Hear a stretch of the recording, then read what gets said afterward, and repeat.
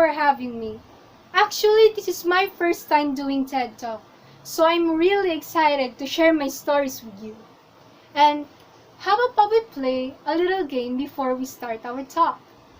Can we raise one hand? I have some questions. Put a finger down if you're enrolled in an online class. Put a finger down if you dream of being a Dean's Lister. Put a finger down if you have a slow internet connection. Okay, thank you. You may put your hand down. I ask this because, like most of our days during the pandemic, online class was our new normal for education. I still remember my memories before the lockdown occurred, and they're still vivid in my mind.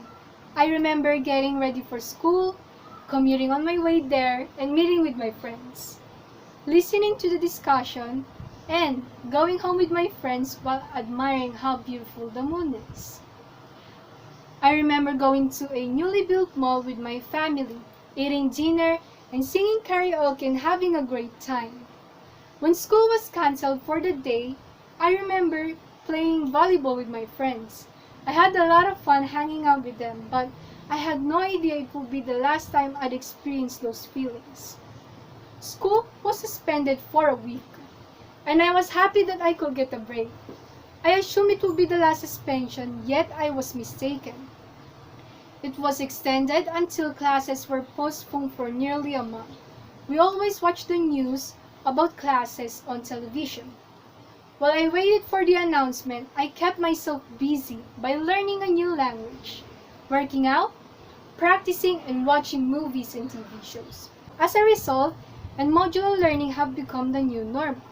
According to the local pollster, 87% of 5 to 20 years old, or 29.8 million, were enrolled in school, but another 13% were not. Students aged 8 to 20 made up of 40% of the total, while children aged 5 to 6 made up 15%. Another 13% were between the ages of 16 and 17, with the remaining portions of dropping between the ages 12 to 15 and 7 to 11. Our lives have been changed by the COVID-19 pandemic. I felt anxious, confused, and coping with online classes was never been easy. Amidst the pandemic, I am afraid about how I continue to study, what will happen to my classmates, and why this is occurring. Schools have been closed, classrooms have been vacated, the corridors that were always bustling with students have been emptied, and every student has missed the teacher and student interaction. I was quite anxious when online classes began because I do not have any devices other than my phone, and my laptop was in the shop for maintenance when the lockdown occurred. My family's business is no longer in operation, my mother is unwell, and my father has only recently started his new job. Does any one of you knows Coy's law? People's talents adapt proportionally to the surroundings, just as a koi grows little or large depending on the environment. If a student has a lot of options and a better school environment at home, they can concentrate on their academics, perform well academically, and stay in class. While a student with limited options and no access to a school environment is more likely to fail, feel left out, and drop out. Hello everyone, good day. 2020 was the year of pandemic, right? And I became a modular student in my school at Kapayapan Integrated School in my last year of being a senior high school student or high school student. As a modular student, I experienced a lot of struggles, self-doubt, and procrastination doing my weekly tasks. For almost 10 months, I realized the importance of education. A lot of students sacrifice every day to have an internet, to study, to finish their tasks in modular, online, or blended learning.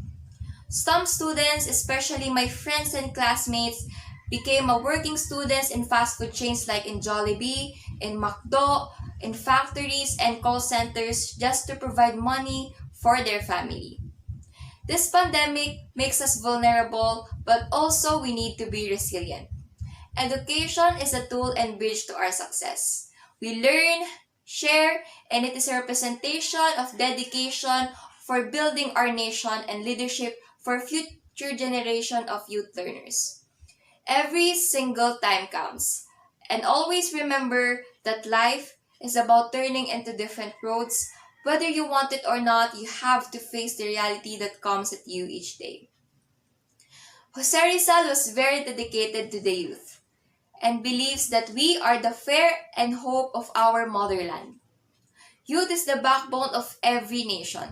They have a role to renew the current status of our society. They can amplify their voices and make a big change to the world, to their community. As a whole country, how can we better inspire our students in the middle of the pandemic? To support the educators or to our teachers. Scaffolding and support can make a big change to education progress. To all, always remember to follow your dream. And there will be a time that you will reach the peak of your own mountain. Thank you.